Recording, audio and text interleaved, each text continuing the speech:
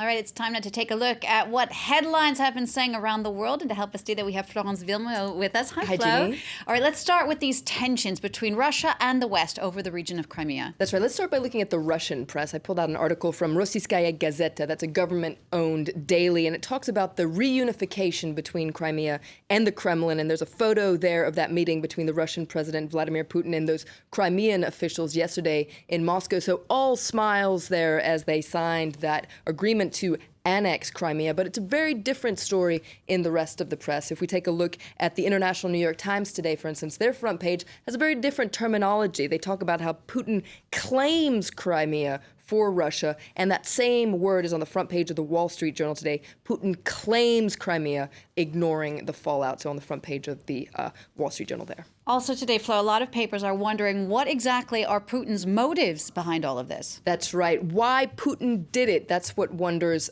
Christopher Dickey in the Daily Beast today. Now, it's a very interesting article because he points out that all this is really about pride. Basically, winning back Crimea is all about winning back pride that was lost when the Berlin Wall fell. And it's interesting because there's another analysis piece, this time in The Independent by Mary Dejevsky, which is in the same line. She says that Putin basically is finding his legacy here in the fallout from Crimea. That speech he gave yesterday was a victory speech, and for many Russians, this really appears to be a historic achievement, and it could be what his presidency is remembered for. Okay, in the meantime, of course, the West is threatening, already is imposing sanctions on Russia. Has there been reaction in the press to that? That's right. Well, it's interesting to see the 2 points of view. Let's take a look at China Daily, which looks at how China is reacting to this. It's a cartoon where you can see those very imposing, threatening sanctions towering over Vladimir Putin there, suggesting that this annexation could bring Moscow some heavy financial liabilities. But if we take a look at the Wall Street Journal and their editorial today, they say that these sanctions are actually unserious. Now, this is a conservative paper, so it's not surprising that they're lambasting Obama, but they call his so-called calibrated sanction hit list weak and ridiculous and say that it actually has helped lift the Russian stock market. All right, let's move on to something completely different. Here in France, much of the focus has been on the latest revelations on this phone tapping scandal surrounding the former president, Nicolas Sarkozy. That's right. More juicy details have come out, this time in the investigative news site Mediapart. Now, earlier this month it emerged that judges had ordered for phone conversations between Sarkozy and his lawyer, Thierry Herzog, to be tapped because they were suspected of tampering with justice. And yesterday, Mediapart published a summary, so kind of a best of transcriptions of those phone conversations that took place between Sarkozy and Herzog between January 28th and February 11th. And they talk about how this really reveals a plot that Sarkozy had against, quote, those bastard judges. Now, according to Mediapart, they're very categorical. What these transcriptions show is basically that a senior prosecutor in the country's highest court, a man named Gilbert Azibert, well, he was feeding Sarkozy confidential information, and Mediapart says that Sarkozy and his lawyers were ready to pay him for it. All right. The left-leaning paper Libération has reacted to those revelations on Mediapart. That's right. Libération says there's no doubt about it. These two men were trying to tamper with justice. Very, very harsh words on the front page today, calling Sarkozy's plot against justice. And in its editorial, Libération says this, if there was any doubt about this, it's been lifted. Sarkozy and his lawyer were trying to obstruct justice. This is scandalous. And it's interesting to note that judges have launched an investigation into influence peddling involving the president. Libération says this is very, very justified, and also points out that this says a lot about Sarkozy and his time as president, his use of power and his abuse of power, according to Libération. All right, let's wrap up, Flo, with an antidote to Twitter coming out of Norway. That's right. It's not called the Peep Show. It's called the Pip Show. You can read about it in The Guardian today, and I've also pulled out some video footage.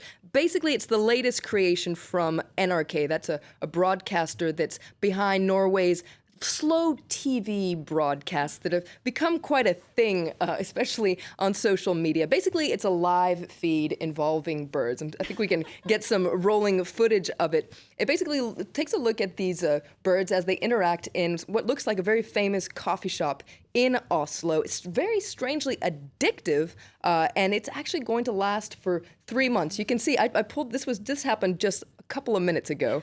Now, this is a huge hit, and ironically, it's gathered a lot of attention on social media, including Twitter, and the broadcasters hope it's going to be a huge hit. It's going to change locations, and hopefully there'll be some little babies on the way as well. Oh, it reminds me of those screensavers with the goldfish that we all used to watch so many years ago. This is live, though. Thank you so much, Flo. All right, time now for sports with you. Let's take a look now with last night's Champions League results. Didier Drogba's return to Stamford Bridge ended in disappointment as Chelsea beat Galatasaray 2-0 to book a place in the last stage of the Champions League. With the tie finally poised at 1-1, Samuel Eto'o put the Blues in control with just 4 minutes on the clock after Eden Hazard and Oscar carved open the visitors' defence, the Cameroonian finishing well with an angled drive. Gary Cahill then confirmed Chelsea's progress moments before the break, lashing in to make it 3-1 on aggregate. Mourinho's men march on. I think it's always difficult when you come back to your old club, especially having done what he's done, all the emotion involved and all the rest of it. So, but again, I think credit to the team tonight. We kept pushing, we kept working hard for each other, and I think that's what kept them quiet. And like you said, Didier Drogba, Sneijder, all these great players struggled a little bit to hurt us as much as they would have liked. We might have regrets about the first half of the first leg where we didn't play, but the second leg, I can only say they were too strong for us. This is a big European squad. They showed that without a doubt. We weren't that bad. Of course, we're disappointed because we wanted to go through, but we just have to congratulate them. Real Madrid coasted through to the last stage of the Champions League as Cristiano Ronaldo proved his worth once more. Already 6-1 up from the first leg in Germany, the Portuguese scored the opener after 21 minutes after good work from Gareth Bale. Schalke levelled through Tim Hugeland's deflected shot before World Player of the Year. Ronaldo restored Real's lead 16 minutes from time. That is 41st goal of another remarkable season. Alvaro Morata added a third thanks to another Bale assist. 3-1 when the Spanish Giants sailed through 9-2 on aggregate. Underperforming Manchester United must turn around a 2-goal deficit against Olympiacos on Wednesday evening if they're to reach the quarter-finals of the Champions League. David Moyes' men were beaten 2-0 by the Greek champions in the first leg of their last 16 tie in Piraeus, and also thumped 3-0 in the Premier League by Liverpool on Sunday, a huge blow against their bitter rivals. Well, I think when you lose, in the fashion we did, and obviously to one of our biggest rivals, there's always a lot of disappointment. We knew it was a big week. We had Liverpool, now we'll get Olympiacos in the Champions League. But as soon as it was over, we've concentrated in this game, and we told the players that on Monday morning. We got them back in that the only thing that matters now is this game, and our focus is now on that in the Olympiacos game. The last time United came from 2 down to win a European tie over 2 legs was in 1984, beating Barcelona 3-0 in the second leg with a Cup Winners' Cup clash to reach the semis. Patrice Evra wants a repeat. We know we have a bad game on the first leg. I think even a 3 years old Man United fan have been hurting by our poor performance. But in life you always have a second chance, and you get it tomorrow night. And I am not God to telling you we're going to qualify tomorrow, but I can promise you we're going to all fight and respect this shirt tomorrow and make sure all the fans will be really proud of us after that game. Olympiacos steal their 4th consecutive Greek title at the weekend with 5 games to spare thanks to a 2-0 win over Panthrakikos. The perfect preparation for Michel's side. We're just trying to focus on ourselves and what we want to do, independent of our opponents.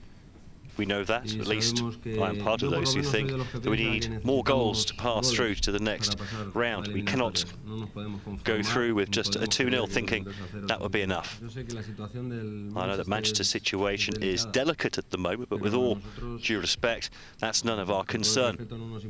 All we want to do is play a good match, do our best, and we know that we have no real advantage. We're not focusing on what happened before.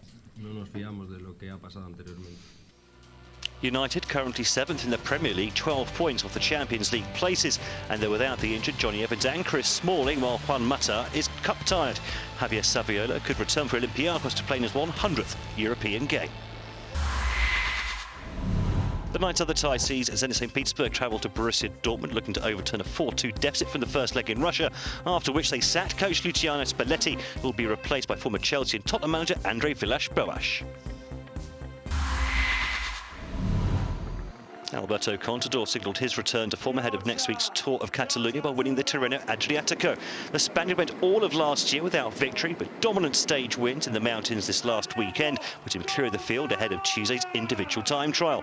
Contador came home 29th fastest, that's enough to seal overall success by over 2 minutes from Nairo Quintana.